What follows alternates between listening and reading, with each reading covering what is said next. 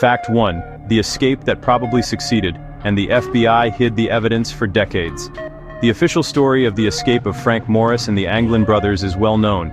They created dummy heads from soap and papier-mâché, crawled through ventilation shafts, navigated utility tunnels, and vanished on a makeshift raft into the icy waters on the night of June 11, 1962. The FBI closed the case, stating the fugitives could not have survived the treacherous currents of San Francisco Bay. But what if this was one of the largest cover-ups in the history of the American penal system? An investigation conducted by the Anglin family and independent experts revealed shocking details. First, just days after the escape, on the opposite shore of the bay near the Golden Gate Bridge, traces of a campfire and a stolen boat were found. The FBI ignored this evidence, attributing it to random tourists. Second, for a decade following the escape, the Anglin family regularly received signed Christmas and Mother's Day cards from John and Clarence. One card, mailed from Rio de Janeiro, Brazil, contained a personal phrase known only to their family. "Mom, our flowers have finally bloomed." Modern technology has confirmed the escape was plausible. In 2015, Dutch oceanographers conducted detailed modeling of the bay's 1962 currents. The results showed that if the inmates paddled away between 11 p.m. and midnight, the tides could have carried them to the Marin headlands in just 3 hours, precisely where the campfire was found. The most chilling argument for their success came from a former FBI agent who wished to remain anonymous. In 2003, he confessed to journalists, "We knew they could have survived." But to admit that meant admitting 3 convicts had outsmarted the entire system. It would have destroyed the myth of Alcatraz's impregnability. Fact 2. The worst punishment on Alcatraz. Wasn't solitary confinement, it was the sound of freedom. The hole on Alcatraz, a cramped, freezing, lightless cell, was considered the worst punishment. But the real torture, which drove even the toughest inmates mad, was an acoustic assault the prison delivered every night. Imagine, you're in your cell, night falls, and through the thick walls you hear music. It's jazz from San Francisco's nightclubs, women's laughter, the clinking of glasses, the hum of cars from the Golden Gate Bridge.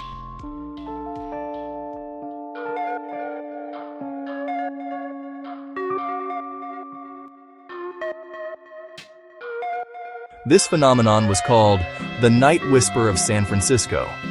Due to the island's unique location and the physics of sound traveling over water, all the city's noises carried to the prison with incredible clarity. Inmate Hank Bryans, who served time for bank robbery, later recalled, "You lie on your bunk and hear someone laughing out there in the city. You hear a song that was popular when you were arrested. It's not just sound, it's the sound of the life you were robbed of." After a year of this torture, men started talking to the walls.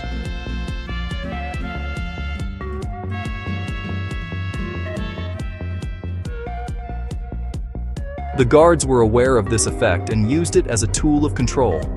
They noted which prisoners reacted most acutely to the sounds. Some cried, others banged their heads against the walls. It was the perfect psychological torture. You can't stop the city from making noise. You can't turn off this sound of freedom. Inmates were forced to listen to it for years, going insane from the awareness of their own isolation.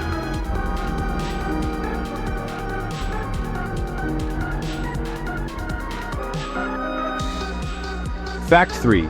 Alcatraz was a prison, hated by its own guards and their families. It's commonly believed that Alcatraz was hell only for its inmates. But the truth is, it was a prison for everyone on the island. The guards lived there with their families, wives, and children. Their homes were located just a short walk from the cell blocks. Children played on playgrounds under the watch of armed guards, and from their bedroom windows, they could see the prison yards where murderers and robbers took their walks. A former resident of the island, Marilyn Bryant, the daughter of a guard, remembered, "We were taught never to approach the fence. Once my brother kicked the ball onto the prison grounds. A guard in the tower fired a warning shot into the air. That wasn't a shot at the ball, it was a warning to us. There is no childhood here." But the real nightmare for the families began when doctors discovered the Alcatraz syndrome. Because the prison was constantly being painted with lead-based paint, its danger was unknown at the time. Lead particles contaminated the soil and water. Children living on the island began developing neurological diseases, developmental delays, and chronic illnesses. The government denied this connection for decades, and it wasn't until the 2000s that the surviving Alcatraz children received compensation. For the guards themselves, the work was a constant stress.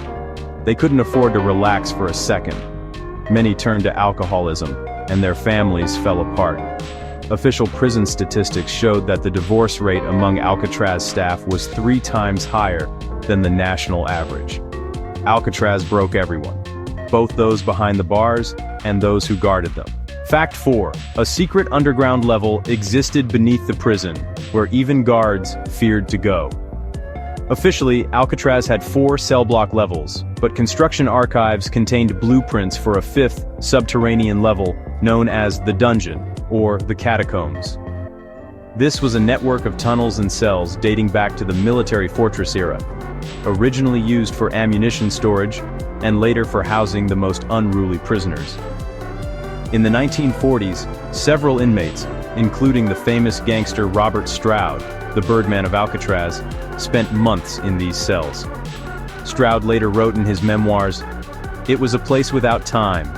There was no artificial light, only a single candle changed once a week.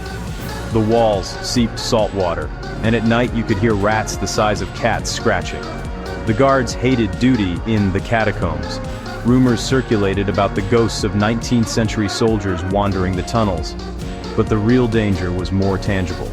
In 1956, an inmate tried to escape through one of the old ventilation shafts and got stuck.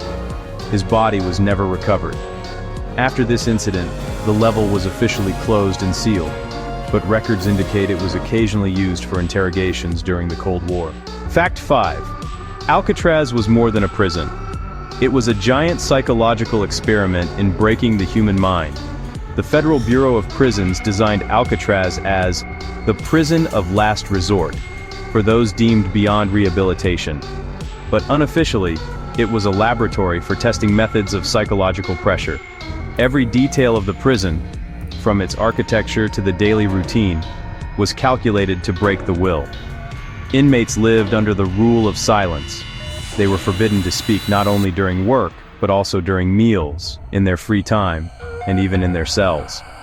Violators were beaten and sent to the hole. Psychologists consulting for the prison believed that prolonged silence destroyed the psyche faster than physical torture. But the most insidious method was the privilege system. Each prisoner was entitled to 1 letter per month, 1 family visit per year, and 10 minutes of weekly exercise in a tiny yard. Any infraction stripped them of these privileges. The system was designed to make inmates fight not for freedom, but for these miserable scraps of normal life. This shattered their self-identity, making them feel not like human beings, but like animals in a cage, trained to perform for scraps. The results of this experiment were horrifying. Over 40% of Alcatraz's former inmates went insane or committed suicide after their release. The prison didn't reform, it crippled people forever. Alcatraz proved that the human spirit could be broken without physical violence. And this experiment is still studied in psychology textbooks as a prime example of total control over the individual.